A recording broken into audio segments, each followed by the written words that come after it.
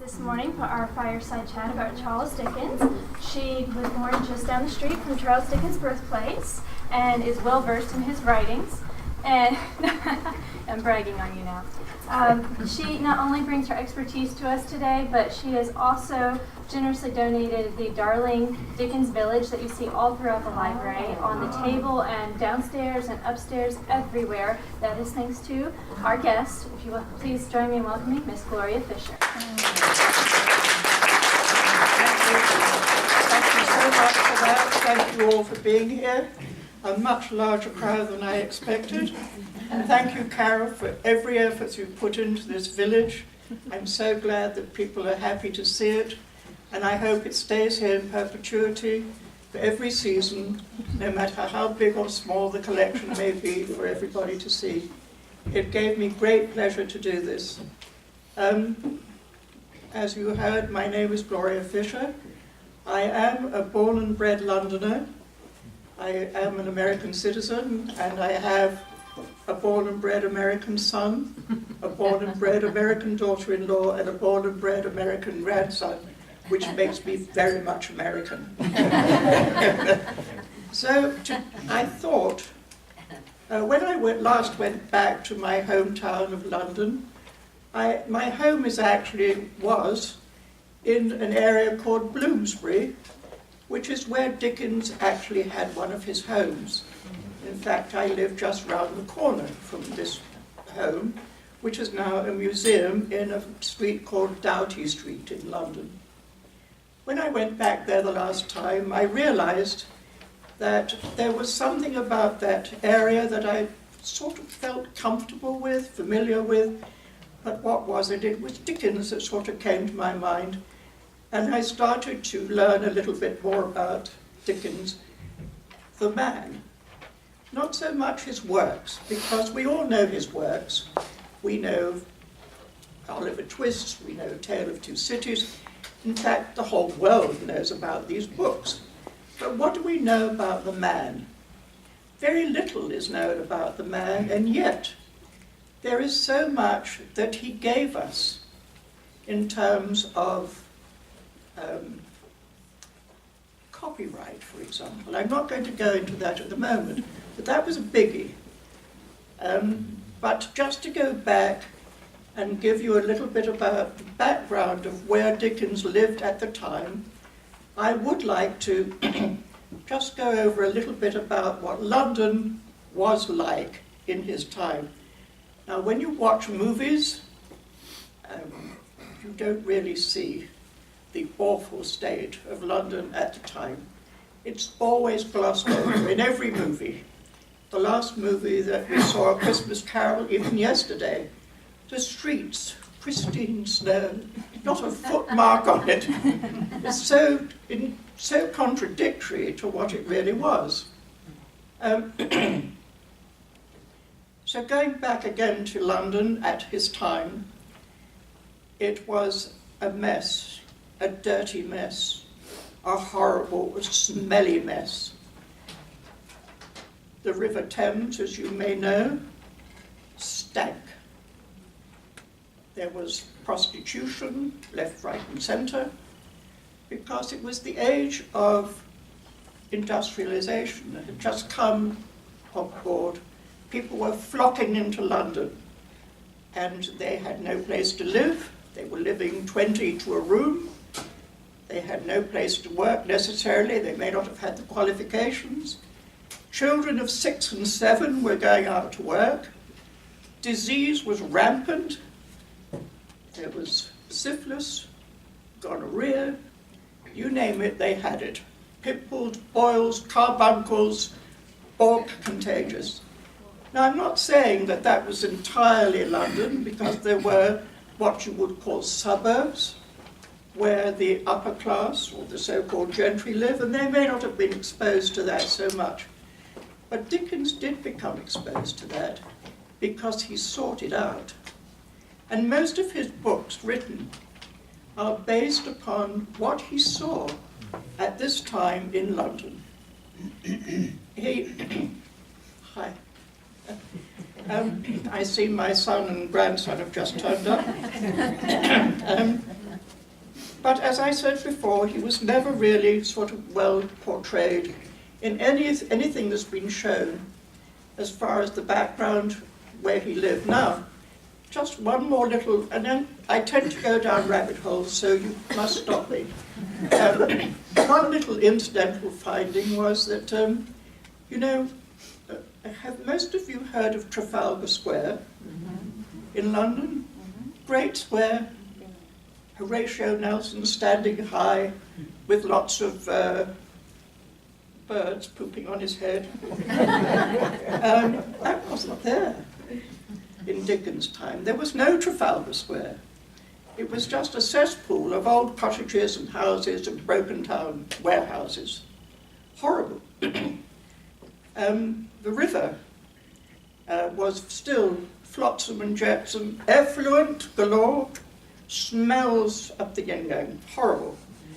Now, having said all that, this is the sort of background in which Dickens, he discovered this kind of thing.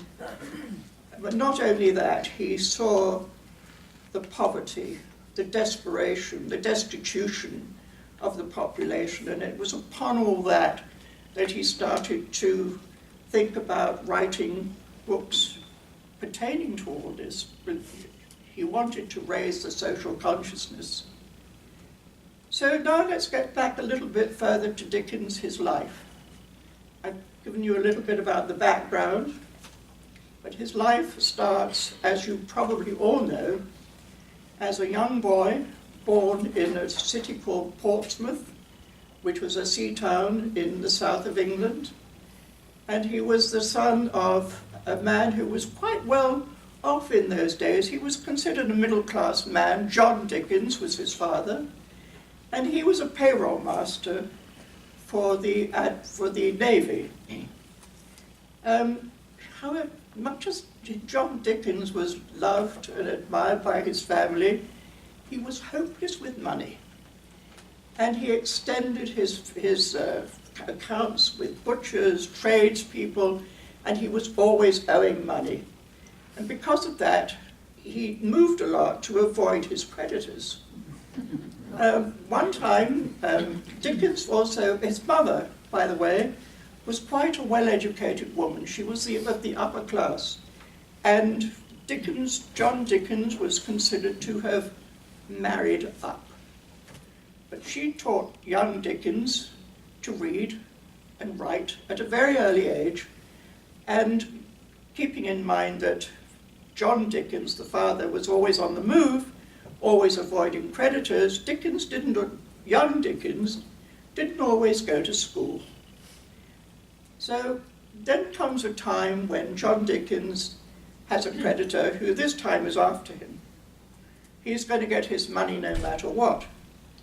So somehow there's legal intervention, and John Dickens, the father, is taken off to what was known as a debtor's prison called Marshalsea. There's still a bit of a wall left in London. If you ever want to go there, you can see it. It was a place where people who owed money didn't have to go to jail. They weren't hanged for it, but they were in this jail until their debt was satisfied. Now that could go on forever. Not only that, but they had to pay their way inside this debtor's prison. They had to have some form of food, sleeping arrangements. They even had to pay for the occupation of the rooms. Well, Dickens Sr., John Dickens, had quite a number of children with him at that time, so this was pretty hard. So what happened is that they sought out young Charles Dickens, who was now 12, to go out and work. They put him to work. There was a family member. This is a little bit shady in terms of what is true or not. He was either a cousin, a relative of some sort, who had a connection to a factory where Dickens could go and work as a young boy, and this place was called Warren's Blacking Factory. Now this was a tumble-down old building right on the edge of this smelly Thames River. So he went there and he was paid 6 shillings a week, or 6 bob a week as it was known. 6 shillings. At that time, it was 12 pennies to the shilling, if you can work that out now, sort of. Wasn't very much money. He had to keep himself because he was also living in a rented room, 6 miles away from the work. He had to walk every day 6 miles back and forth to the Warren's blacking factory, where he would sit for 12 hours a day, putting blacking into pots, then putting a label around them and then tying it up. And those pots would go for sale. It was arduous, it was horrible. It was, for a 12-year-old boy, it had a tremendous impact on him. He was a sort of educated boy. Even at 12, he could read, he knew what was going on. But he had his nose hanging out of the window over this river, sucking up the smells and looking at the horrible things that were going on outside his window. And he really was touched in a very bad way by this experience. Well, going on from there, he then was able to get his family out of, no, he didn't get his family out. He was able to sustain them, maybe in bread and water, a little bit here, but they were kept alive, because if you couldn't pay in the Marshalsea prison, if you couldn't get food, you died. And that was it. So, but somehow or other, there was a stroke of fate, John Dickens' mother-in-law died. And she left John Dickens a little something. And that little something was able to bail them out of this Marshalsea prison, which otherwise it would never have happened. So with that, John Dickens, with his family, off they go again. But Dickens then is able to go back to school for a little while and get a little bit of further education. Then comes a time when school stops and he goes out to work again. Now, like all young teenagers, which he was at the time, we go out and try and find ourselves. We try this, we try that. I did. In fact, I shared a job with Dickens when I was a young girl. He, at one time, became a solicitor's clerk, or clerk. I, too, was a solicitor's clerk, and I know what that entails. He was able to, as I said, he was fairly well educated for a young man, and being a solicitor's clerk, you're sent out to do the most awful things, to look for different things. You meet murderers. You have to go into places and streets nobody in their right mind would go into to get information. So there was an experience here for him. Then he became a reporter, a legal reporter, where he would go into courts of law. Maybe you've heard of the Old Bailey, a very famous prison court for hearing criminal cases. And he was in and out of that, making reports. Because in those days there was no television, no radio. Everything that people learned came from the newspaper. And Dickens was part of giving his take on the day's cases to the newspaper, and that's how they found out about what was going on. So he had a tremendous amount of experience with this. However, the one thing about sitting in courts all day long, and I know this too because I've been in these courts and I've sat and listened to many cases, you sit there, when's it going to be over? You know, and it goes on and on and on. And you've probably seen in many movies, yes, my lord, no, my lord, that sort of thing goes on, and you really don't get too much out of it. But nevertheless, it was important for Dickens because he got so bored with this, absolutely bored, that at night he would leave his job and he would start walking the streets of London, into those very streets that I described earlier. He was in the middle of a cesspool. He saw things that turned his stomach. He saw also at that time, I might add, in those days, that there were no doctors per se. That any man who had anything to do with the art of medicine was considered a butcher. At the very, if they moved up in the ranks by experience, they would be considered maybe an apothecary. But there was no British Medical Association, there was no American Medical Association to set guidelines or standards. So the field of medicine was kind of, we really don't know what was going on at that time. Again, I'm going down another rabbit hole here because what I forgot to say in the past was one of the diseases, apart from, hope you don't mind me saying this, I am going back a bit now. One of the diseases, in addition to gonorrhea, or was known as the clap, you know, there was another one which was considered a disease by these so-called doctors of the day, called a spermatorrhea. Now, gentlemen, please don't get embarrassed by this. It was considered a disease. Nighttime nocturnal emissions was considered a disease. Forgive me again for that, masturbation was considered a disease. It ruined the ovaries. And children were born with malformed babies. Can't have that. So something had to be done. Well, there was a man who considered himself a doctor by the name of Bacon. And he suggested that men should apply a certain piece of equipment, I should say, piece of apparatus, to their genitals at night to prevent catching the spermatorrhea. Now, you may think I'm telling you a bit of a tall tale, but I can guarantee you that if you were to go to London today and go into a museum called the Wellcome Museum, a museum built and funded by two American pharmacists by the name of Burroughs and Wellcome. You may have heard of them.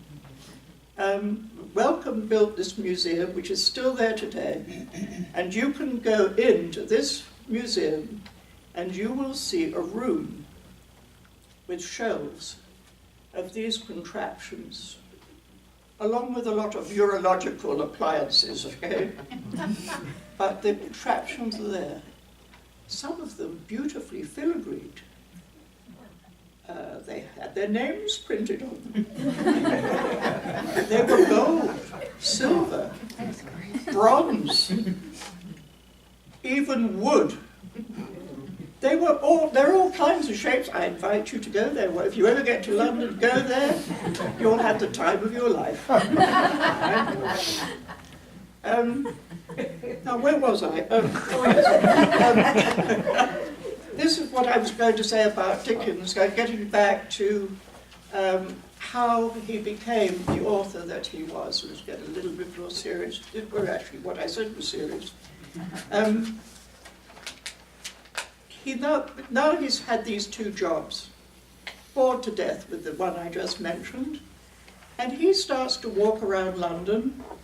And one of the things which is written about, I'm not sure whether this is true or not, is that one of the things he saw one night was a tree.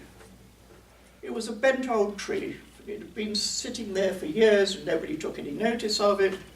Nobody cut it down and it got more bent by the minute. And he wrote what he called a sketch or a story about this tree.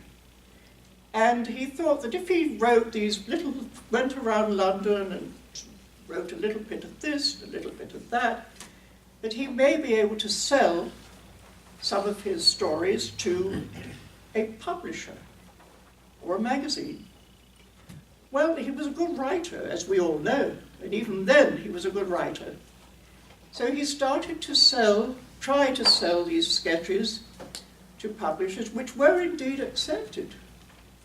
They were accepted by magazines and published, and they were read. But they were never signed by Charles Dickens. In those days, you couldn't put your name to a book or any kind of story. Your name was not allowed to be printed in those, and I don't know why, to tell you the truth. So Dickens had to think of a pseudonym. So he thought a bit, and we're going now back to his family, which was rather large, and Charles Dickens was the second of the children. He had a young brother, 17 years younger than himself, a midlife mistake, and his name as midlife babies very often are. They're born very cute, and he was indeed cute, and they named him Augustus. Well, as he grew, even cuter by the day, they kept looking at him. That's not Augustus. Gus? No, he's too cute for that. We need another name. So there was a vogue. It was very popular in that time, where Moses came up, the name Moses. And it was chosen because everybody was calling their kids Moses. And that was because of a writer by the name of Oliver Goldsmith, who, his book, The Vicar of Wakefield, has a small boy in it called Moses. And everybody loved this story, and they loved this little boy. Hence the name Moses became very popular. Anyway, so this little fellow Augustus was called Moses. But as he grew older, he had, as a lot of British children do, including myself, we get bronchitis, nose problems, sneezing all the time, runny noses and so on. And Moses was no exception. And as a little guy, he couldn't speak. When he got to be 2 years old, he really couldn't speak that well because he had an adenoid problem. So he tried to say his name, and it came out as Moses. And then, as time went on, it became reduced to Boz. And that's where Dickens jumped on that idea, thought, that's going to be my pseudonym. I'm going to choose the name Boz. So, all these stories that he started to write, little vignettes, little stories that became published, all went under the heading of Boz. Now, these stories were put in magazines, people read them, nothing more was done about them, but Dickens was getting a little bit cheesed off by now. You know why? He wasn't getting paid any money for these stories, and he was really getting quite upset about that. So he sought out a publisher who might be willing to take a chance on him. Now, he was only 23, and he sought out a publisher by the name of Macrone. And he sweet-talked this publisher. How he did that is conjecture. You know, Charles was very young at the time, and rather good-looking, somewhat effeminate. He was a very small man by comparison today. He was only between 5'6" and 7", a very slight man. He really wasn't a full muscled man at all. He was very twiggy. And so anyway, he went to Macrone, and he sort of sold him the idea that his little stories could be put into a book for. Well, Macrone agreed and started to publish his stories in a book, which became, of course, as you know, the Pickwick Papers. Or sketches, they were initially called Sketches by Boz. So Macrone published them, but of course nobody bought them. they were reading in magazines his stories, and they weren't going to go waste their money on a book. But Macrone published them anyway because in those days, no matter what you published, even if you didn't sell it, you could distribute those books to other publishers and send it to them with a little note saying, we're very happy to send you a complimentary copy of our brand new book, so on. The reason that they were happy to do that is that the government gave them a tax credit for every book that they sent around the country, so they were never at a loss. They were quite happy to do this. So anyway, this is what happened to Sketches by Boz. They went around the country, wherever, and they were all put on the shelves, and nobody took any notice, so they were forgotten. But, strangely enough, 6 months later, after Macrone had published his book, along comes an artist, a well-known artist of the day, the equivalent to a Norman Rockwell, as you well know, who used to do illustrations for magazines, and very well known. He walked into, sorry, I've lost my place here. Hang on a minute. I'm trying to think of his name.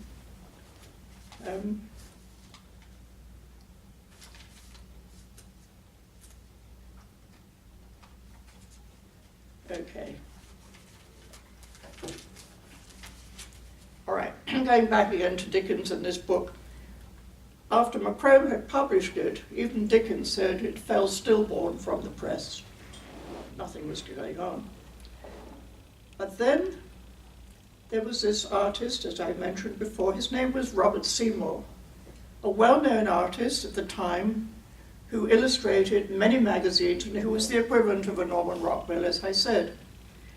He was a man that you will probably never hear much of because he was a drug addict, he was an alcoholic, he was a gambler, and he was heavily in debt.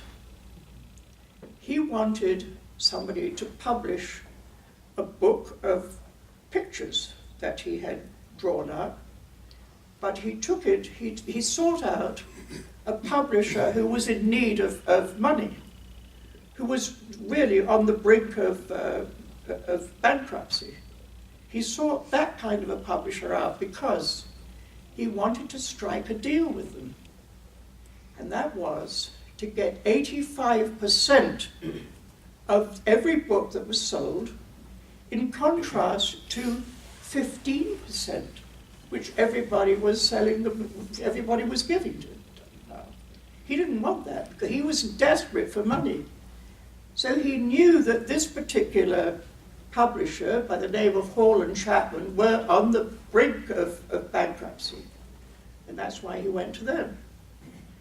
Well, when they saw Seymour come into the shop, they were overwhelmed. This great man who could have had Queen Victoria's publisher. Oh, yes, sir. We'll do anything you like, sir. Even though they weren't too bright themselves, but they thought that his little book of drawings was, it was okay, but they told him it was terrific, wonderful, brilliant. They would do anything to get this man's work because they needed it. They needed to publish this work. So then Seymour said, we could probably, well, how much do you think we could sell this for? So Chapman and Hall said, well, don't know, we have to look this up. And then Seymour said, do you think it would be sell a bit better if we had captions underneath the pictures?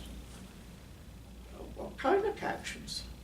Well, funny captions, because my book is supposed to be funny. He said it's about a club.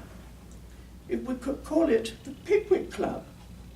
He said it's a group of 4 fat old men who belong to this athletic club who get up to all kinds of silly antics.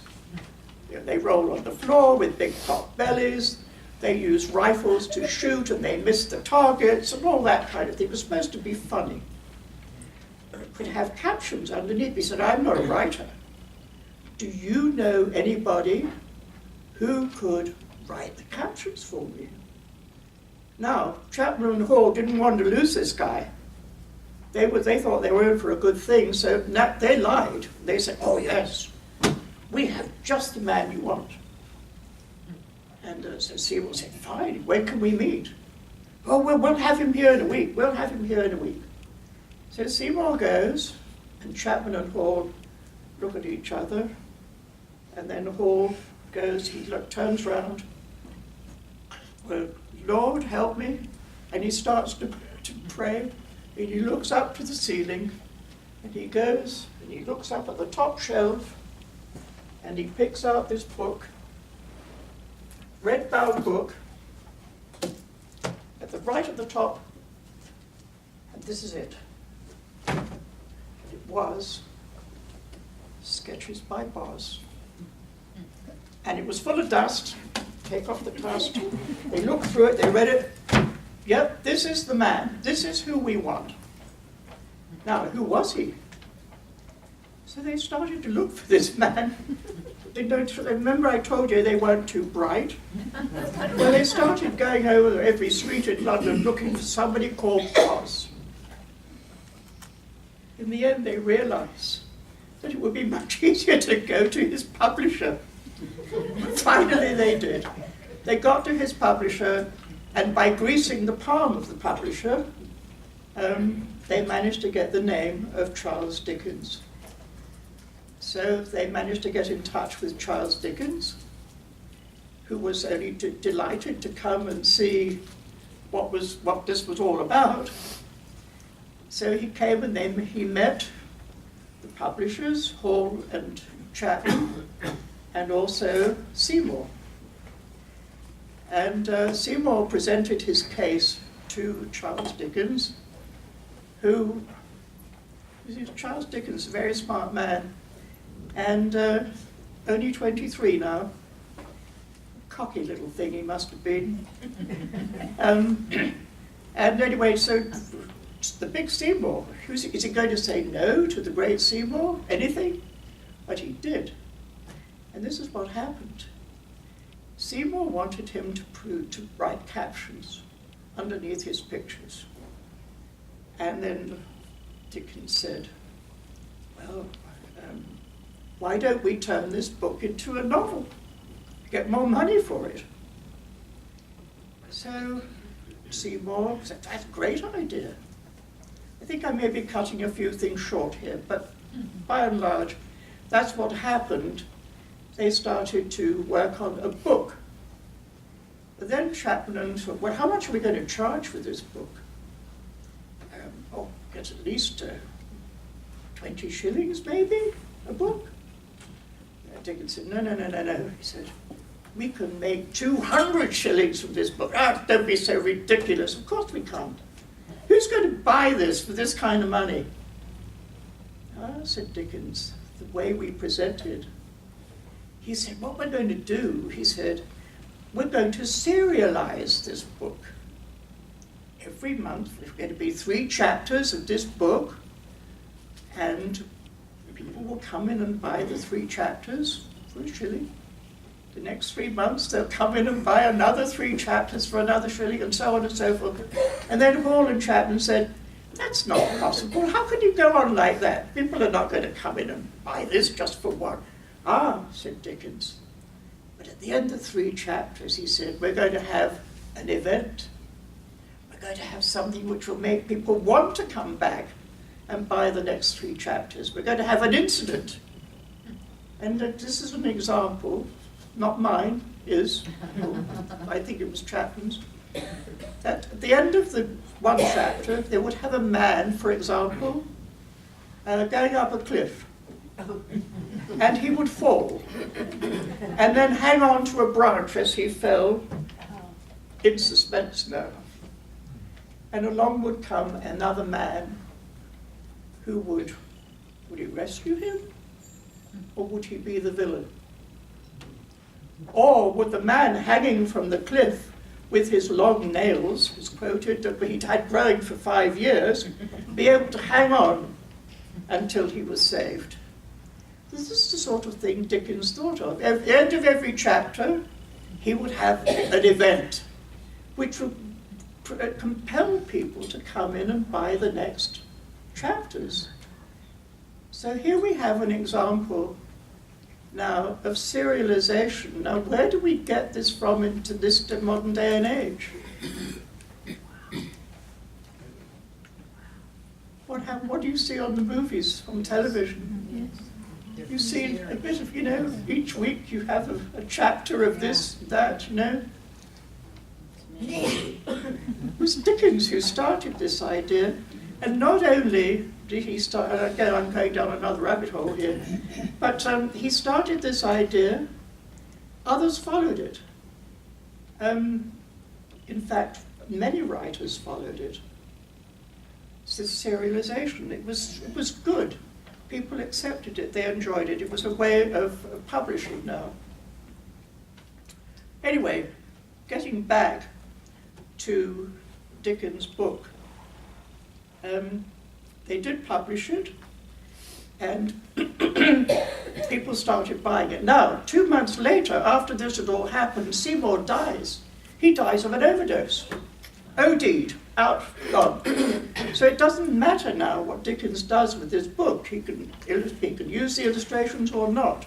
We don't know really what's left from Seymour's work in any of the publications that Dickens made.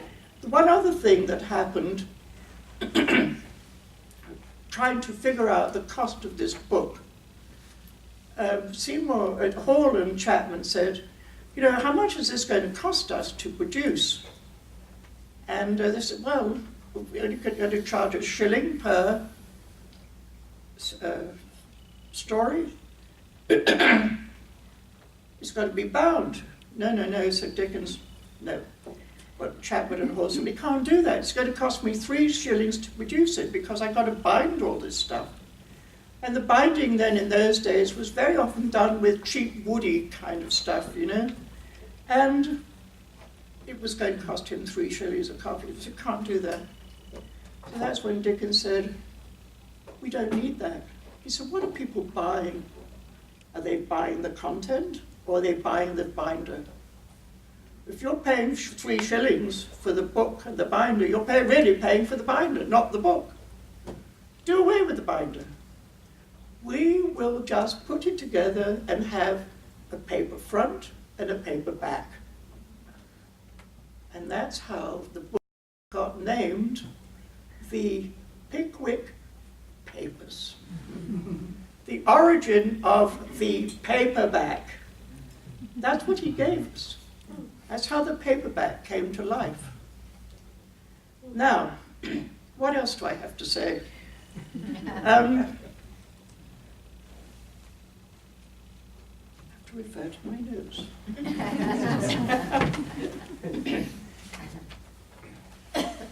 Oh yes.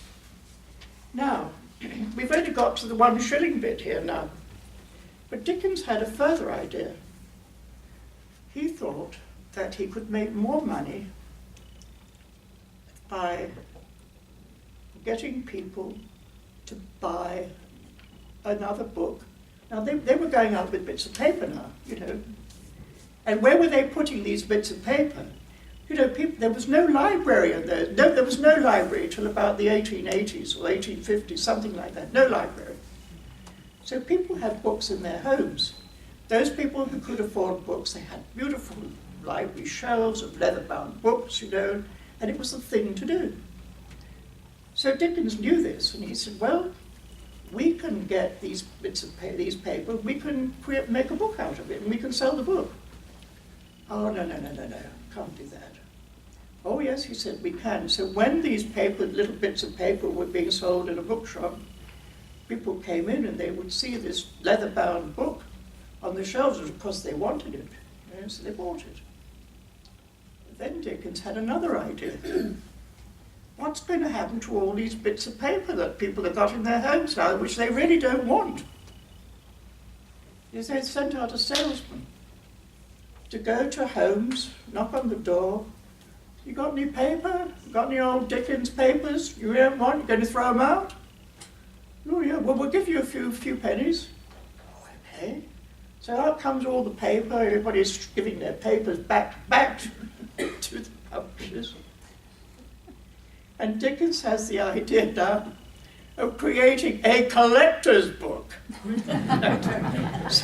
So this book's going to become even finer, it's going to have the leather, the gold trim, it's going to be wonderful. And people did buy it, you know why? Because this collector's item was as good as gold. And they took this book. But now he sold this book 3 times now. Now this is how bright he was. Now you've heard of this. This is a phrase being bandied about now for at least a year that I know of. The art of the deal. You're all familiar with that, right? Who better than to show us the art of the deal than Dickens? Right? This is what he handed down to us as well, was the art of the deal. I'm not sure how this translated in later years. It was incorporated into the teachings of business. Wharton's School of Business perhaps picked up on this, I don't know. But that, he was very successful. And people absolutely loved his work, and he made a lot of money. Now, another little aside. The money that he made in his lifetime amounted to approximately $68 million. There is no writer on record to date that has ever made that much money in their lifetime. How much he died with, we don't know, because he was a very generous man. He was a philanthropist. He gave to the poor. He gave to the hungry. He gave to the sick. And those are other stories which can be highlighted in his trip to America, which I'm not going to go into because that's a whole nother chapter. But he was a great man. He, going back to what we saw yesterday, the Christmas Carol, the one little thing about a Christmas, Charles Dickens never wrote that story for Christmas. It happened to be quite coincidental that it was published at Christmas time. He had in fact gone to see per request of a very rich lady that he knew by the name of Burdett Coutts. He went to see a school called the Ragged School for Children. And this was a place where children could get a very minimal amount of education. But they were indeed, they went there in hardly any clothing to speak of, holes, rags. That's why indeed it was called the Ragged School. Dickens was so impressed by this that he wanted to raise the consciousness of people around to give these children something to at least wear. And it was because of that that he wrote the Christmas Carol, which, as you know, is really a story about giving, helping, and it has become a national treasure at Christmas time. However, there's one thing I want to say now, for all Americans here, me too, the one thing that we overlook, I think Dickens should be put aside a couple of years, or put together with who do we know that wrote a story very similar? Come on. Who was it? I can't remember.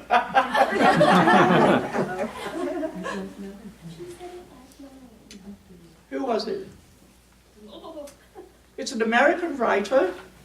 He wrote Rip Van Winkle. Come on, who was it? Washington Irving. Pardon? Washington Irving. Irving? Washington Irving. Washington Irving. There we go. Who said that?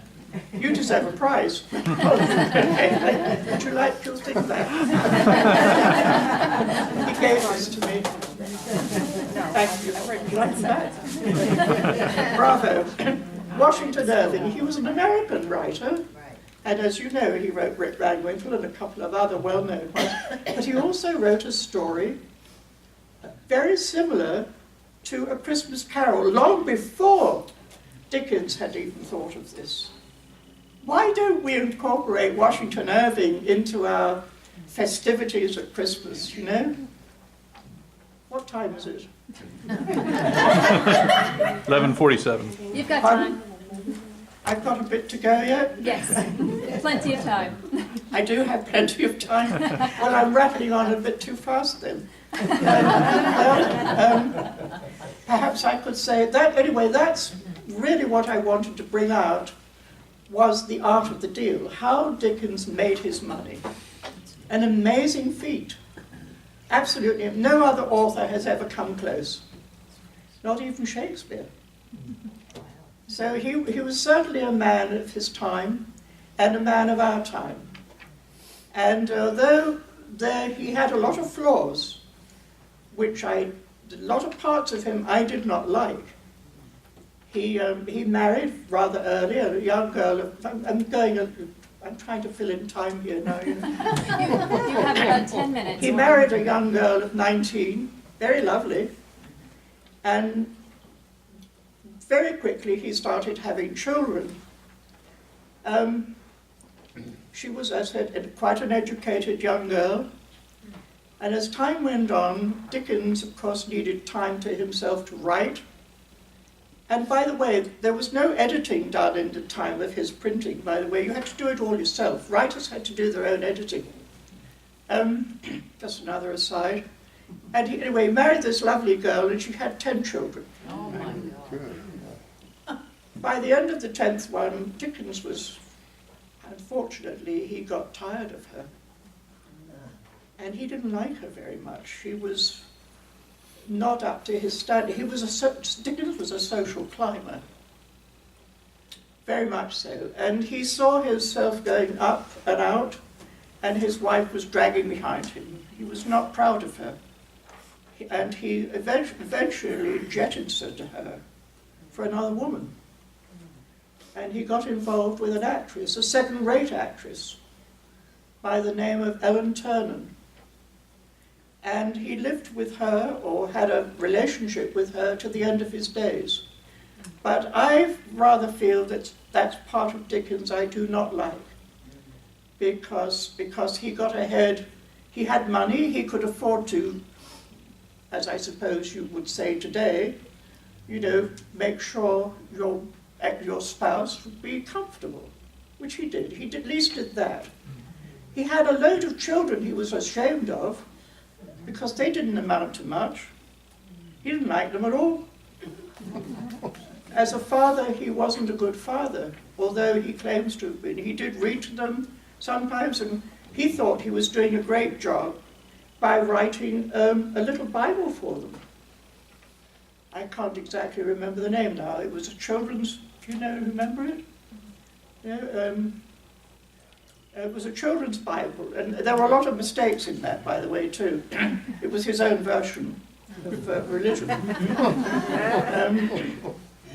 But he claimed to be a Christian, but he was an enigma. And Dickens today is so much of an enigma. We have so much more we have to learn about him, that he is considered today like a piece of mercury. You put your finger on it, you think you've got it, and it's not there. The mercury, gone. And you haven't got hold of it. Everything you touch about Dickens seems to be an enigma. And the more you look into him, the more good you see, the more bad you see with this man. But his books and his writings will live on forever.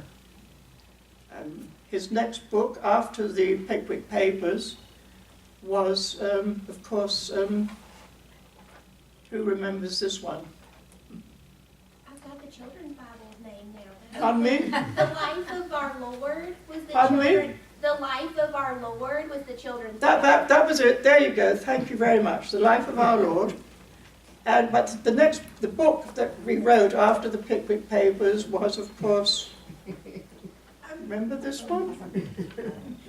Who was the little boy who said, I want Oliver some Twist. more? Oliver Twist. Yeah. Oliver Twist. Now that went down big. And do you know why? And I'm going to finish it with this little, what I'm going to say now. This went down very big with the population because it was about a child who was neglected, a child who was abused. And they wanted to see how this child would turn out. Well, Dickens had a great idea. If you notice, in nearly all of his books, he has a child. Either a neglected child, a dying child, some kind of a child in every one of his books, because people loved that. And they sold many books. Do you know how that reflects on today's age? How this came about? Even today, in the movies. What is the biggest grossing movie of all time? It's Home Alone. Home Alone. And why? Because we've got the child abused, neglected, and it's Dickens all over it. Right? So this is his legacy. But not only that, he gave us much more. But I can't go on any further because the other things he gave us will take me to his visit to the United States, 2 visits to the United States, and that would go on forever. I would go down more rabbit holes. I would like to end this now, just to give you a little taste of Dickens, just a little taste. And I hope that you've learned a little bit, enjoyed a little bit, and will go away with a little bit more knowledge about this man, good, bad, or whatever. You hate him or you love him, but his books will go on forever, and this library will give you all you need to know, right, with the books. I thank April for allowing me to stand up here and rattle on. It was a pleasure to see you all here, and you all right, Willem? Yeah? Taking it all in, are you? That's my grandson. My daughter-in-law, my American-born daughter-in-law, my American-born son, my American-born grandson, and then finally. I hope that you have enjoyed it, and I wish you all a very Merry Christmas, and God bless us, everyone. Yeah.